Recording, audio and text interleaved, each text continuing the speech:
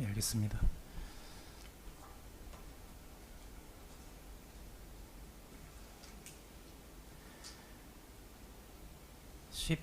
12항 여쭤보도록 하겠습니다. 지금 피고인께서 말씀하신 것처럼 그 어떤 국정원의 역할이 변동이 있거나 하면은 보고가 와야 되는 게 맞다는 취지로 말씀하셨는데, 네, 요 내용을 보면 국정원 측이 2024년 6월 28일경 방첩사 측에 발송한 국정원 측 의견에 의하면 국정원 측은 이제 여러 가지 의견을 내요. 그 대공수사권을 전제한 규정이 있다. 방첩사 측 안에 따르면, 따라서 이런 거는 타당하지 않다. 그런 내용이 있거든요. 그와 같이 국정원의 역할에 대해서 상당히 구체적으로 방첩사 측이 의견을 주고 또 국정원 측은 이에 대해 반대 수정 의견을 내고 이런 것으로 확인되는데 기억 안 나세요? 그 검사님, 저희 국정원이 사실 하는 일이 참 종류도 많고 양도 많습니다. 예를 들어서 뭐 국정원하고 외부기관하고의 소통을 하는 걸 가지고 와서 제가 우리 입장이 나가는 소통이기 때문에 그 국정원장한테 보고가 와야 되는 게 아니냐고 물으신다면, 그런 이유 때문에 보고가 오는 경우는 사실 많지 않았습니다. 그래서 저건 하여튼 제가 기억을 못하기 때문에 저는 보고를 안 받은 것으로 생각합니다. 저희 뭐 입장이 바뀌었습니까? 무슨 뭐 혹시 제가 꼭 알아야 되는데 지금 모르고 있다는 말씀처럼 들리는데 어떤 내용 때문에 그러시는지. 그렇다기보다는 국정원 역할에 대해서 적극적으로 의견을 냈기 때문에 그래서 여쭤보는 거였습니다. 뭐 근데 예. 대공수사권이 없기 때문에 수사권 행사는 굉장히 제한이 많습니다. 근데 무슨 이유 때문에 비상계엄화해서 그거를 약간 뭐 조정을 하겠다든지, 제가 말씀드린 것처럼 그렇게 뭐 변화가 있으면 제 생각엔 그 내용상 제가 그는 보고를 받고 승인을 해야 된다고 생각합니다만은, 현재 저희가 가지고 있는 법 체계에 따라서 국정원이 이렇게 움직이는 그런 거라면, 만일에 그런 거라면 꼭 국정원장까지 와서 확인을 받을 사항은 아닌 것처럼 생각됩니다. 알겠습니다. 13항입니다. 그 비상계엄 시 합수부 운영을 주도하는 방첩사 측의 현재랑 과거 모든 합수부 시행 계획에 의하면 국정원은 반국가 단체 연계, 안보 침해 행위 관련 정보 업무 등 주요 업무를 하게 되어 있습니다. 그런데 정작 2024년 12월 3일경 실제로 비상계엄이 선포되었을 때는 이와 달리 국정원장이었던 피고인은 윤 대통령으로부터 어떠한 역할 지시도 받지 않았다는 건가요? 네, 그렇습니다. 그 대통령실 대접근실 CCTV 영상에 의하면 피고인은 윤 대통령으로부터 문건을 받았던 것으로 확인되는데, 이거 추가로 한번 좀 여쭤보겠습니다. 함께 먼저 대통령실로 호출되었던 문건을 수령한 사람들의 경우에는 그 수령한 문건이 모두 부처별 지시 문건이었습니다. 근데 피고인만큼은 수령한 문건에 지시사항이 없었다는 건가요? 그러니까 제가 우선 그 CCTV를 제가 볼 때까지는 그날 밤에 기억이 많이 엉켜서 그러는지 전혀 기억을 못하고 있었고, 그 진술을 한 것도 없습니다. 그래서 이제 CCTV를 제시받고 제가 아무리 생각을 해봐도 그 내용이나 그 받았던 사실이 기억이 나질 않아서 제가 사실은 딱 부러지게 분명하게 진술을 하지 못했습니다. 그래서 제가 진술을 했던 거는 CCTV를 보니까 제가 무슨 문건을 들고 나온 거는 맞습니다. 제가 인정했고, 그 문건이 보니까 한 장이고, 그 문건을 뭐 사람들 보는 앞에서 뭐 놓기도 하고 하는 걸 보니까 무슨 지시를 받은 좀 제가 감춰야 될 그런 문건은 아닌 것으로 보인다, 일반적인 내용으로 생각이 된다라고 그렇게 말씀을 드린 것입니다.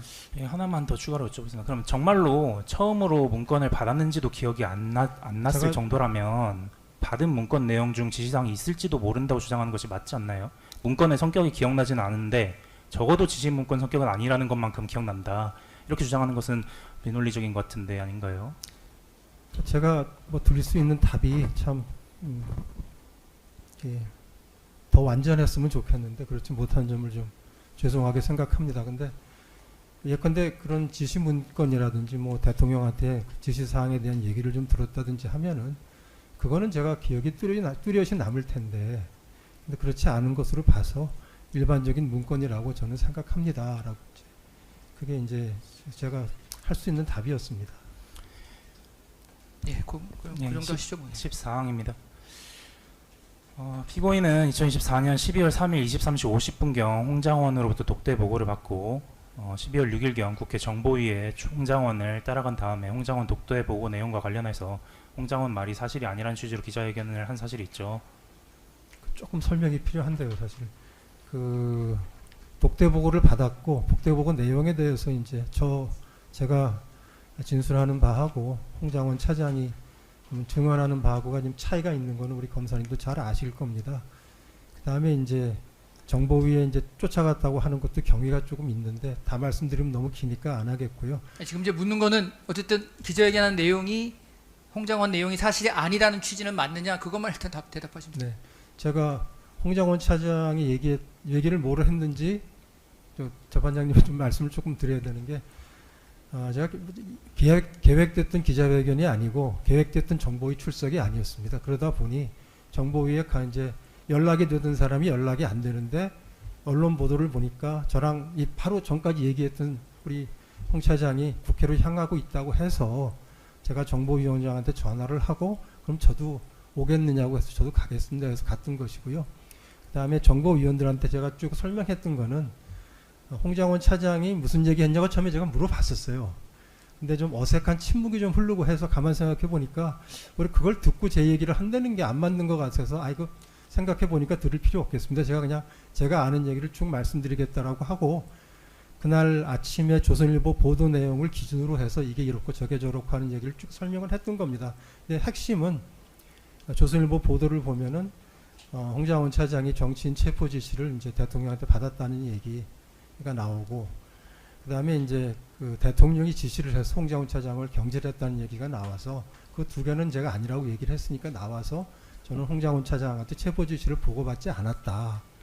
그다음에 제가 홍장원 차장을 경질한 거는 제가 12월 4일에 있었던 다른 일 때문에 그걸 이유로 경질을 한 것이지 대통령의 지시를 받고 경질한 것이 아니다 하는 얘기를 한 것입니다. 그러면 이제 그 얘기가 홍장원 차장이 얘기하고는 다른 건데 홍장원 차장이 얘기를 반박했다기보다는 저는 제 얘기를 했고 근데 결과적으로는 나중에 알고 보면 그러니까 다른 취지인 거는 맞는 거죠.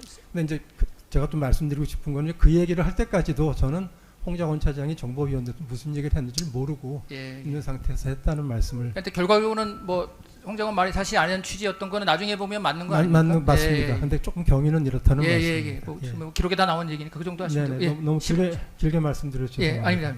15항. 추가 질문하겠습니다.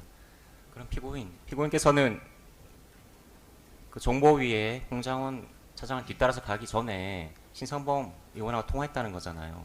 네. 그렇죠. 신성범 의원 통화하면서 홍장원 차장이 뭐라고 했다는 얘기는 하지 않던가요? 그 통화 굉장히 짧았고요. 제가 그 신성범 위원장한테 전화를 건 이유는 언론 보도에 연합뉴스로 기억하는데 홍장원 차장이 국회 정보위로 향하고 있다 이렇게 보도가 났거든요. 그래서 제가 그 보도를 보고 1차장실에 전화를 해서 나 좀 보자 그랬더니 1차장실에서 이미 나가서 연락이 안 된다 이렇게 돼서 좀 생각하다가 이제 신성범 위원장한테 전화를 해서 혹시 홍장원 차장을 우리 정보위원장이 부르셨느냐라고 제가 물어봤어요. 그랬더니 본인이 부른 거는 아니고 기사가 나서 물어보느라고 전화했더니 와서 얼굴 보고 설명하겠다고 해서 오라고 했다. 혹시 원장도 오겠느냐라고 이렇게 얘기를 했고 제가 가겠다고 했습니다. 짧은 통화였습니다. 그 대화에서 피고인께서 질문을 하든 아니면 신성범 의원이 얘기를 하든 홍장원 차장이 뭐라고 얘기하더라라는 얘기가 전혀 없었다는 얘기죠. 예, 그건 없었고 그 신성범 위원장이 홍장원 차장한테 어떻게 된 거냐고 물어보니 이거는 얼굴을 뵙고 말씀드려야 되겠다고 했다니까요. 그렇게 들었습니다. 그래서 피고인께서는 신성범 의원으로부터 그런 대화를 전혀 나누지 않았고 그래서 그냥 홍장원 차장을 뒤따라가서 홍장원 차장이 무슨 일을 했는지 모르지만 일단 내 얘기를 해야겠다 생각하고서 그냥 본인 얘기를 하셨다는 말씀이신 거죠? 그렇습니다. 그 당시 상황을 생각해 보시면 저는 제가 가서 제 얘기를 해야 될 상황이구나 하고 생각을 했습니다. 상황을 생각하면 이해가 안 돼서 그렇습니다.